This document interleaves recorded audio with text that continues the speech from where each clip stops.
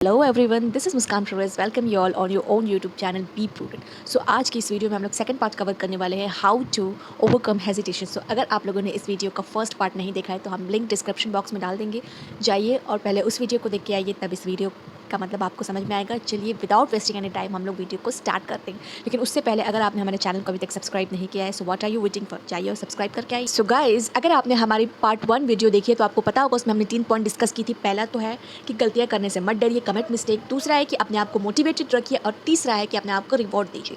अब यहाँ से हम शुरू करेंगे चौथे पॉइंट्स को, जिसमें आता है पहले नंबर पे प्रैक्टिस, प्रैक्टिस एंड प्रैक्टिस। आप अपनी चीज़ों को इतनी बार प्रैक्टिस कर लीजिए ताकि आप स्टेज पे जाए तो आपको लगे ही नहीं कि आप पहली बार ये चीज़ कर रहे हैं, आपको लगे कि ये तो मैं बहुत बार कर चुका हूँ और इस बार मैं ऐसा करूँगा कि सबके मुँह से सिर्फ मेरे लिए तारीफ ही निकले। तो इतनी ज़्यादा प्रैक्टिस कर लीजिए कि आपका कॉन्फिडेंस जो है वो बिल्डअप हो जाए, एकदम आसमान छुए आपका कॉन्फिडेंस। नेक्स्ट है कि कुछ ब्रीदिंग टेक्निक्स आपको अपनानी पड़ेंगी। क्या होता है कि मैंने बताया है कि यहाँ पे फ्लुएंसी का बहुत ध्यान रखना पड़ता है। जब आप स्पीच कर रहे होते हैं या इवेंट होस्ट कर रहे होते हैं तो आपको रुकना नहीं होता है, आपको फ्लुएंट होना लगता है, ठीक है, फ्लुएंट होना पड़ता है। तो इस बीच में क्या होता है, कुछ लोग ब्रीदिंग टेक्निक्स को इग्नोर कर देते हैं, जिसकी वजह से बाद में बहुत प्रॉब्लम होने लगती है। तो आपको ब्रीदिंग टेक्निक्स पर ध्यान देना है कि आप बीच बीच में अच्छे से प्रॉपर तरीके से ब्रीदिंग कर पाए, ठीक है।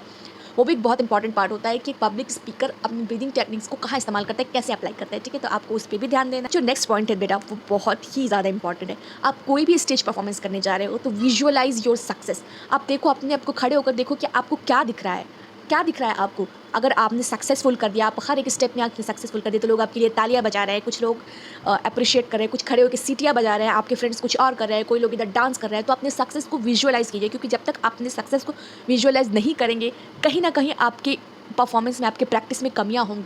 तो अपने आप को मोटिवेट करने के लिए अपने सक्सेस को विजुअलाइज कीजिए।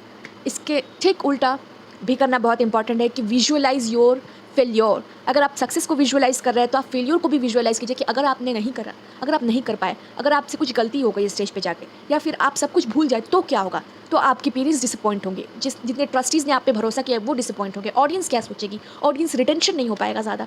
तो अपने सक्सेस को भी विजुअलाइज करना है, ऑन द सेकेंड हाफ आपको अपने फेलियर को भी विजुअलाइज करना है। मेरा मकसद यहाँ पे आपको डिमोटिवेट करना नहीं है, बल्कि आप अपने सक्सेस को विजुअलाइज करेंगे तो भी आप मोटिवेटेड होंगे और फियर को विजुअलाइज करेंगे तो भी आप मोटिवेटेड होंगे। कभी कभी जो काम खुशी नहीं कर पाती है वो काम फेल्योर बड़ा आसानी से कर पाता है। यानी कि हम लोग को अपने एग्जामिनेशन में अच्छे नंबर लाने की खुशी हो या ना हो, लेकिन कम नंबर लाने का डर तो सबको रहता है। तो ये चीज़ भी एक मोटिवेशन का सोर्स होता है। तो इस चीज़ को भी विजुअलाइज। मेन पॉइंट आता है वो है ऑडियंस रिटेंशन। आप अपने इवेंट को कितना सस्पिशियस बना के रखते हैं, कितना उसको इनोवेटिव बनाते हैं, कितना उसको प्रोग्रेसिव बनाते हैं, कितना उसमें क्रिएटिविटी ऐड करते हैं, कि इस पर डिपेंड करता है कि आपके ऑडियंस का रिटेंशन कितनी देर तक रहेगा। अपने ऑडियंस से आई कांटेक्ट बना के रखना बहुत इंपॉर्टेंट पार्ट है। अपने ऑडियंस से कनेक्टेड रहना बहुत इंपॉर्टेंट होता है। तो आप अपने इवेंट को जो भी होस्ट कीजिएगा, बीच बीच में आप उसमें कॉमेडी भी करिएगा, बीच बीच में आप उसमें मोरल वैल्यूज़ ऐड कीजिएगा, बीच बीच में आप कोई ऐसी फ़नी बातें, कोई सीरियस बातें जब आप बीच बीच में डालते रहेंगे ना, तो ऑडियंस आपसे कनेक्टेड हो पाते हैं, ठीक है। जब ऑडियंस को उनकी रियल लाइफ से कनेक्टेड कोई चीज़ उस इवेंट में नहीं दिखती है तो उनका रिटेंशन खत्म हो जाता है। वो बैठे तो रहते हैं लेकिन अपना फ़ोन यूज़ करने लगते हैं, कभी किसी से बातें करने लगते हैं। तो अगर आपको चाहिए कि आपका इवेंट सक्सेसफुल हो और आपका ऑडियंस रिटेंशन 100% आपकी तरफ हो, तो आपको कुछ ना कुछ सस्पेंस, कुछ ना कुछ मोरल वैल्यूज़ या इस तरह की कोई क्रिएटिविटी ऐड करनी ही पड़ेगी। And at last but not the least, keep your mistakes to yourself. अपनी गलतियों को अपने तक ही रखें। स्टेज के जाने से पहले अपनी जितनी भी गलतियां हैं उसको आप ओवरकम कर ले, उसको आप एकदम ख़त्म कर ले, ताकि आप स्टेज पे जाए तो आपको वो गलतियां ना दिखे जो आपने स्टेप 1 में देखी थी। यानी कि स्टेप 1 में हमने कहा था कि कोई भी आप काम करने जाओगे तो आपसे गलतियां होंगी ही, तो वो तो गलतियां होंगी, लेकिन जब आप इतने सारे स्टेजेस को ओवरकम करके आ जाए रहे हैं तो स्टेज पे जाने से पहले आप ध्यान दीजिए कि आपकी जो गलतियां हैं वो आपके तक ही रहे। अगर आपसे स्टेज पे कोई गलती हो भी जाए तो उसको ऐसे दिखाना नहीं है कि हो गया। मान लीजिए आपने कोई वर्ड ही गलत बोल दिया, तो आपको उसमें रुक नहीं जाना है, आप उसको आगे बढ़ जाइए, कट एंड मूव।